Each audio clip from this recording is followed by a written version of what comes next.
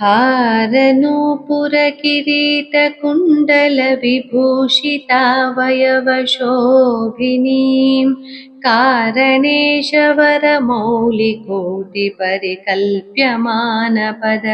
कारणेशवरमौलिकोटिपरिकल्प्यमानपदपीठिकाम् कालकालफणिपाशबाणधनुरङ्कुशामरुणमेखलाम्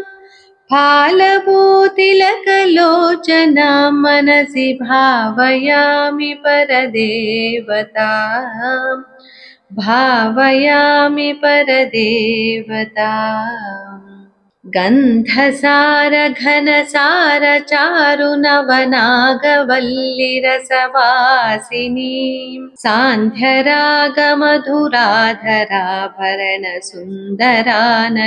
सान्ध्यरागमधुराधराभरणसुन्दराननशुचिस्मिताम्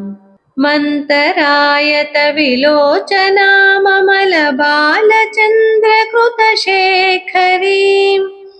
इन्दिरारमणसोदरीं मनसि भावयामि परदेवताम् भावयामि परदेवताम् स्मेरचारुमुखमण्डलां विमलगण्डलं विमणिमण्डलाम् हारदामपरिशोभमानकुचभारभीरुतनु मध्यमाम् वीरगर्वहरनूपुरां विविधकारणेशवरपीठिकाम् मारवैरिसहचारिणीं मनसि भावयामि परदेवताम् भावयामि परदेवताम् भूरिभारधरकुण्डलीन्द्रमणिबद्धभूवलयपीठिकाम्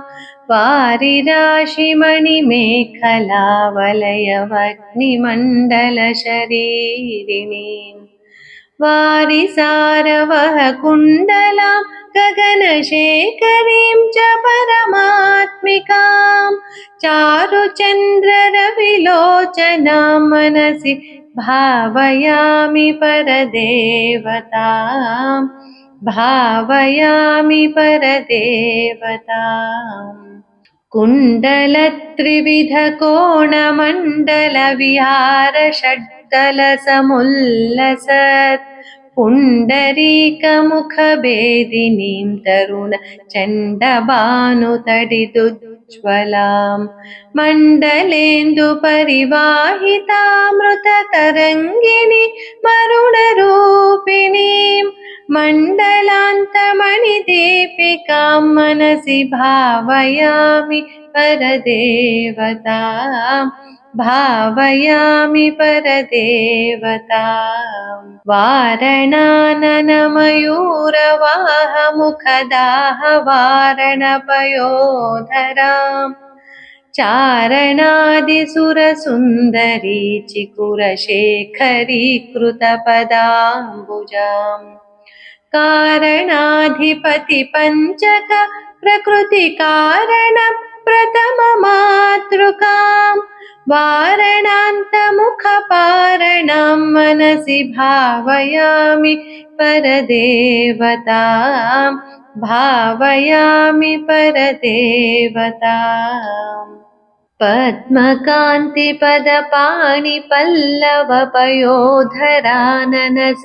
पद्मकान्तिपदपाणिपल्लवपयोधराननसरोरुहाम्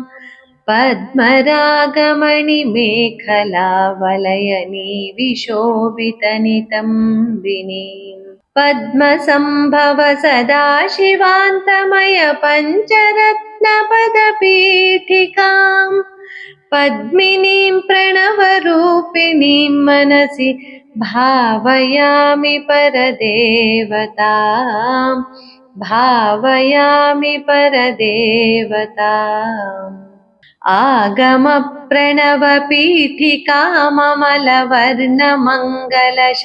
आगमप्रणवपीठिकाममलवर्णमङ्गलशरीरिणीम् आगमावयवशोभिनीम् अखिलवेदसारकृतशेखरीम् मूलमन्त्रमुखमण्डलां मुदितनादबिन्दुनवयौवनाम् मातृकां त्रिपुरसुन्दरीं मनसि भावयामि परदेवताम् भावयामि परदेवताम् कालिकातिमिरकुन्तलान्तघनभृङ्गमङ्गलविराजिनीम् चूलिकाशिखरमालिकावलय मल्लिकासुरभिसौरभाम् वालिकामधुरगण्डमण्डलमनोहरानन सरोरुहाम् कालिकामखिलनायिकां मनसि भावयामि परदेवताम् भावयामि परदेवताम् नित्यमेव नियमेन जल्पताम् भुक्तिमुक्तिफलदामभीष्टदाम् शङ्करेण रचितां सदा जपेन्नामरत्ननवरत्नमालिकाम् शङ्करेण रचितां सदा जपेन्नामरत्ननवरत्नमालिकाम्